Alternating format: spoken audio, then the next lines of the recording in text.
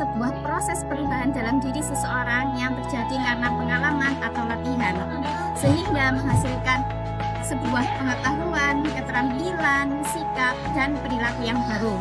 Selanjutnya, teori behavioristik. Teori behavioristik adalah teori belajar yang menekankan bahwa belajar merupakan perubahan perilaku seseorang yang dapat diamati sebagai hasil dari hubungan antara stimulus atau rangsangan dengan respon atau tanggapan.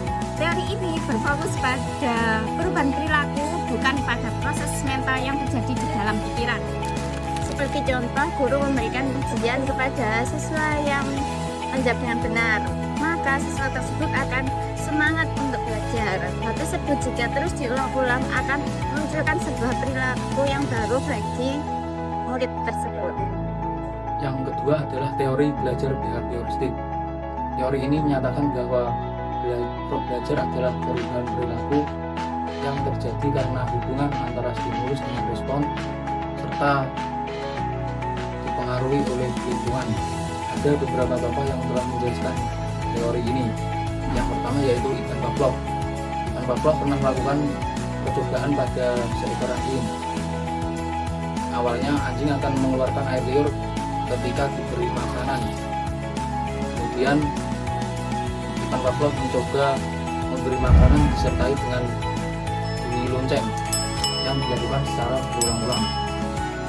Akhirnya ketika lonceng dibunyikan, anjing tersebut akan mengeluarkan air liur meskipun tidak disertai dengan makanan. Jadi dapat disimpulkan bahwa perilaku dapat terbentuk karena kebiasaan rangsangan yang diulang-ulang. Yang kedua yaitu Guthrie. Menurut Guthrie, perilaku dapat dirubah melalui kebiasaan seperti memberi respon yang lebih baik, membuat seseorang bosan melakukan sesuatu tersebut, perbuatan tersebut, dan yang terakhir adalah membuat lingkungan lebih mendukung. Selanjutnya tokoh yang ketiga adalah Skinner. Menurut Skinner, perubahan perilaku dipengaruhi oleh konsekuensi. Ketika perilaku tersebut diberikan penguatan atau hadiah, maka perilaku tersebut cenderung akan diulang. Dan sebaliknya ketika tidak diberi apa-apa, perilaku tersebut cenderung ditinggalkan atau tidak dilakukan lagi. Yang terakhir, tokoh yang keempat yaitu Edward Lee.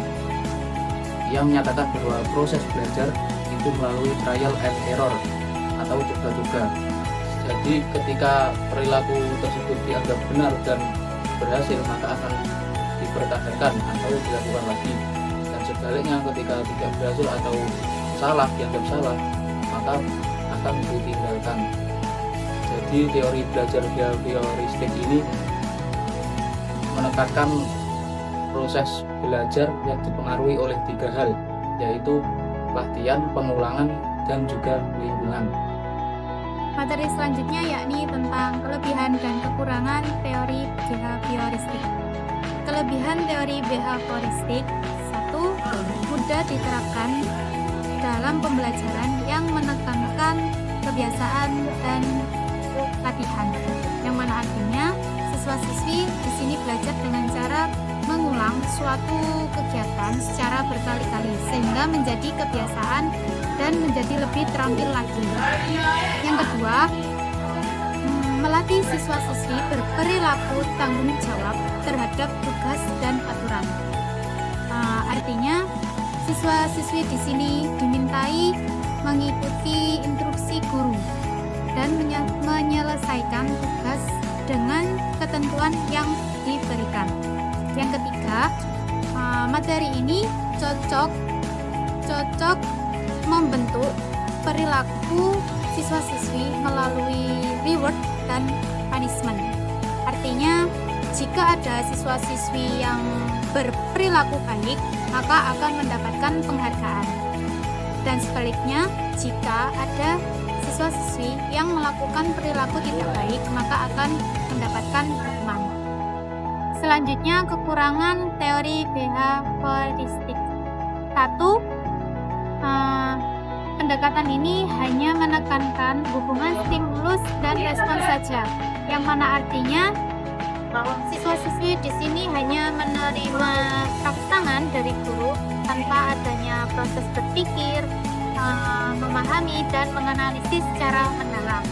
Kedua, teori ini dapat membuat siswa-siswi hanya berpikir satu pola saja, linear. Akibatnya, kreativitas dan imajinasi siswa-siswi kurang berkembang. Selanjutnya yaitu teori metode behavioristik. Yang pertama ada metode eksperimen, metode observasi, metode riwayat hidup, metode genetik, dan metode tes. Yang pertama, metode eksperimen, yaitu metode yang mempelajari tentang keyakinan pendapat atau tingkah laku manusia dalam situasi dengan anggapan situasi dianggap benar.